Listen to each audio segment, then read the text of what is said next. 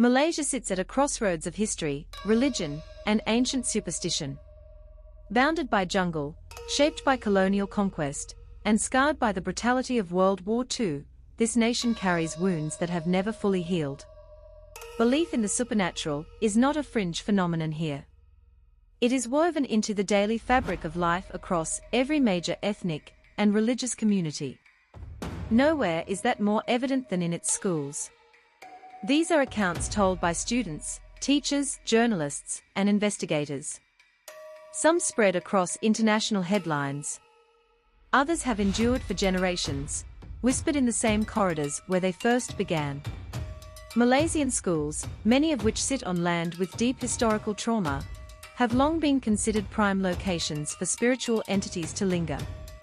The buildings are old. The land beneath them remembers. And the incidents, documented and witnessed, keep coming. Penang Free School was founded in 1816 to provide free education to poor children regardless of race or religion, and it became the first English medium school in Southeast Asia. For over 2 centuries, children have walked through its gates. But during the Japanese occupation, which began in December 1941, the school's history took a far darker turn. The Japanese military swept through with terrifying speed. Within weeks, Penang fell. Colonial structures were repurposed. Schools, hospitals, and government buildings became instruments of occupation. Penang Free School was no exception. The building was seized and put to use by the occupying forces, and the suffering inflicted on Malaysians during this period left marks that some believe were never erased.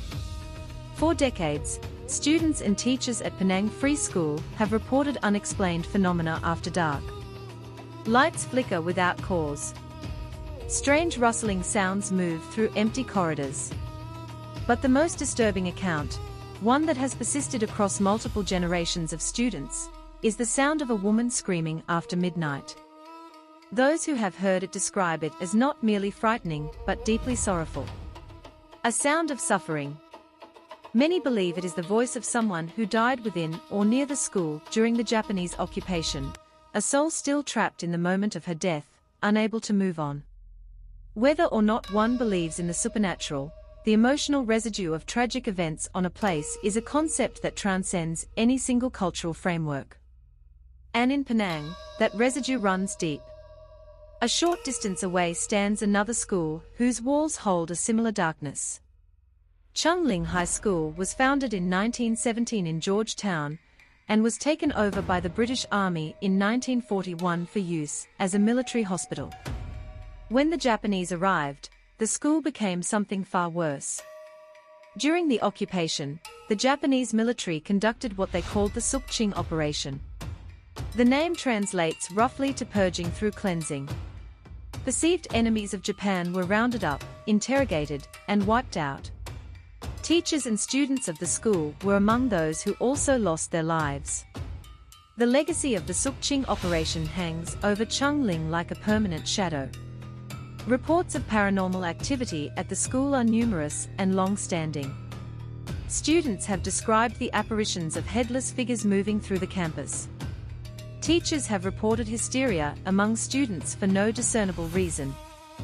Packs of stray dogs have been observed barking at empty spaces on the school grounds in the dead of night, their attention fixed on something no human eye could see. And in the toilets, witnesses have reported faucets turning on and off on their own, as if something unseen is moving through the space.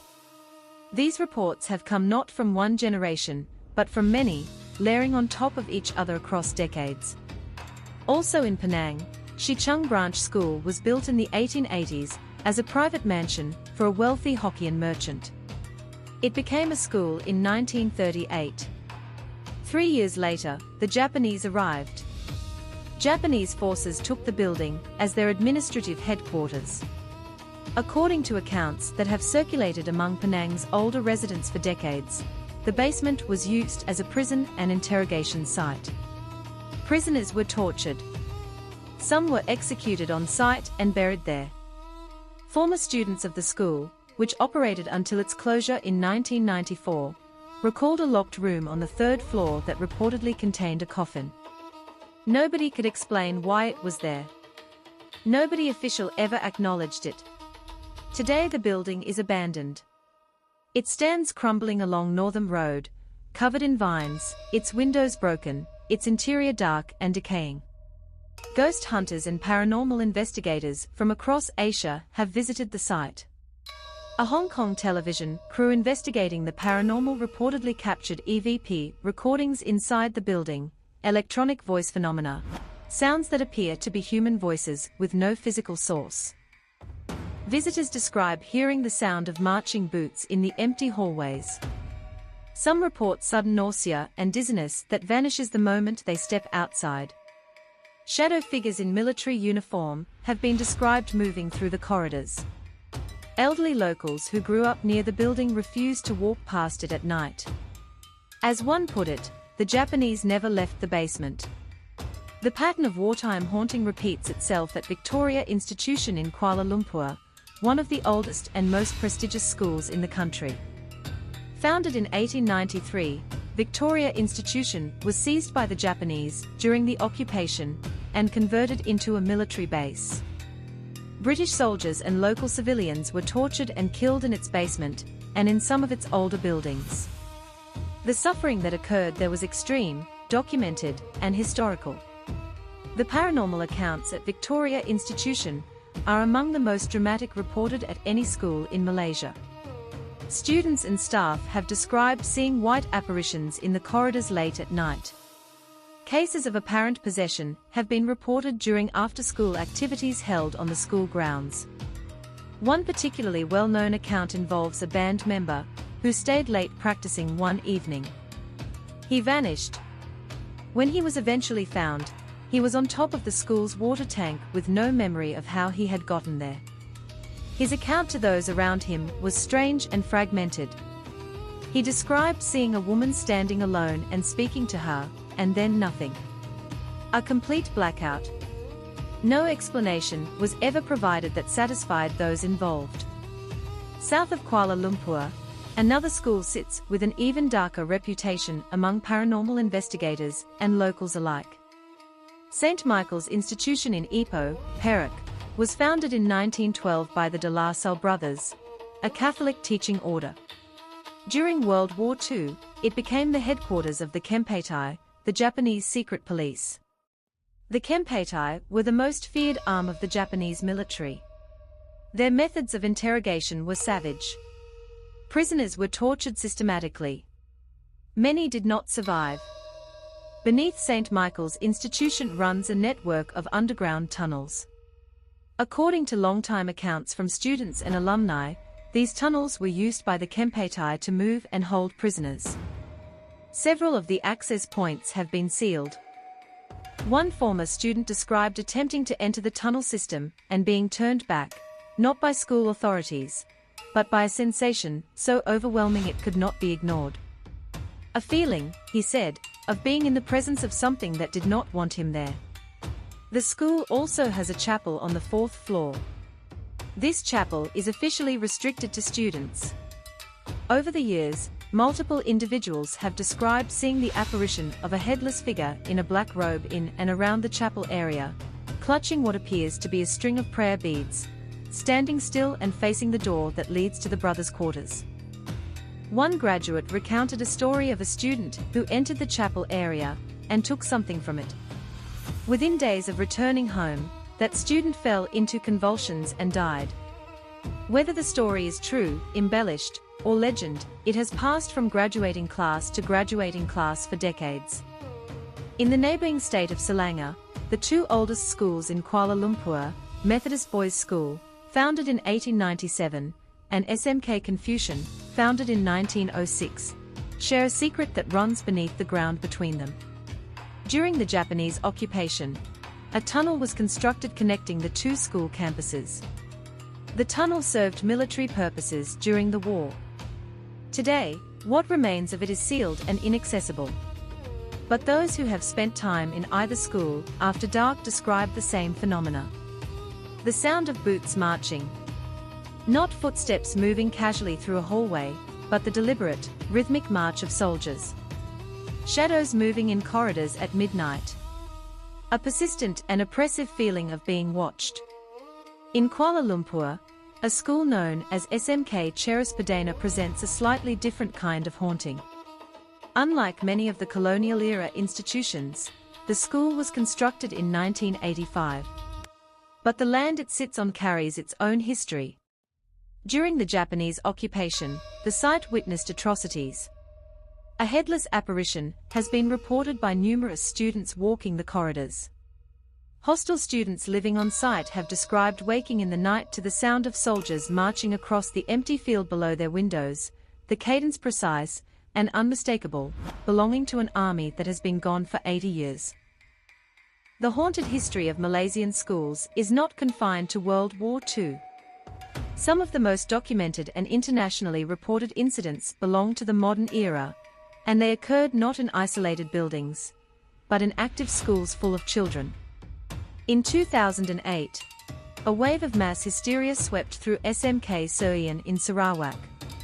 12 students broke into what witnesses described as simultaneous fits of screaming and violent shaking. Classes were suspended. Authorities were called. The students affected described a sensation of their minds going blank, of their bodies moving without their control. One student told the Borneo Post that he felt extraordinarily light and heard strange voices playing inside his head. A classmate noted that when he tried to calm his friend's voice had changed entirely, dropping into a register that did not belong to him. No cause was ever officially determined. Then came 2016, the year that made international headlines and brought the world's attention to what some researchers were already calling a unique and recurring feature of Malaysian school life. Something strange happened at a school in Kota Baru, a deeply conservative and religious state which has a profound awareness of the unseen world. On April 11, 2016, 25 students claimed to have seen a black figure. Not a shadow, not a trick of light, but a distinct dark figure moving through the school's grounds. The sightings continued the following day, and then the day after that. By Wednesday, 50 students and 11 teachers had reported seeing the same thing. The school's principal confirmed the accounts publicly. The physical symptoms that followed were severe. Students collapsed. Some became aggressive and screamed at a register that those present described as not fully their own. A teacher described the moment the black figure appeared to approach her and attempt to enter her body. Her colleagues surrounded her and began reciting verses from the Quran. Another teacher was holding an affected student when she felt her own arms become inexplicably heavy. After the student was taken away, she reported feeling a weight clinging to the left side of her body and seeing flashes of black at the edge of her vision. Over 100 students and teachers were affected. The school was closed on Thursday, April 14. Islamic scholars, traditional experts, and a Chinese Bomo, a traditional healer, were called in. Quranic verses were recited for 2 hours. Exorcism rites were performed. Workers arrived with electric saws and cut down several trees on the school grounds. School staff told reporters they believed students had accidentally disturbed jinn when they disposed of trash improperly in the school's compound. A senior staff member told the BBC directly, "Perhaps they hit some jinns and offended the spirits." The school reopened on Sunday. The screaming began again within hours. A second, more intense wave struck on May 4. More than 30 female students and several male students were reported as possessed. Witnesses said it was worse than the first incident by a significant degree. 2 civil defense ambulances were dispatched to take students to the nearest government clinic. A student identified only as Matt described the moment it began. A single scream at 10 in the morning, and then chaos spreading from classroom to classroom. The international reaction was divided. Sociologist Dr. Robert Bartholomew, who has spent years studying similar events in Malaysia, told the BBC it was a textbook outbreak of mass hysteria. This is a condition in which intense, shared anxiety converts itself into physical symptoms including fainting, hyperventilation, and altered states. He pointed to the closed environment of the school, the tight social networks among students, and the culturally embedded belief in possession as factors that allowed a stress response to cascade from one person to dozens and then hundreds. But the staff and students rejected that explanation.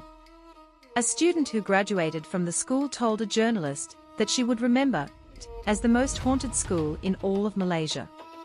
Both things can be noted without contradiction.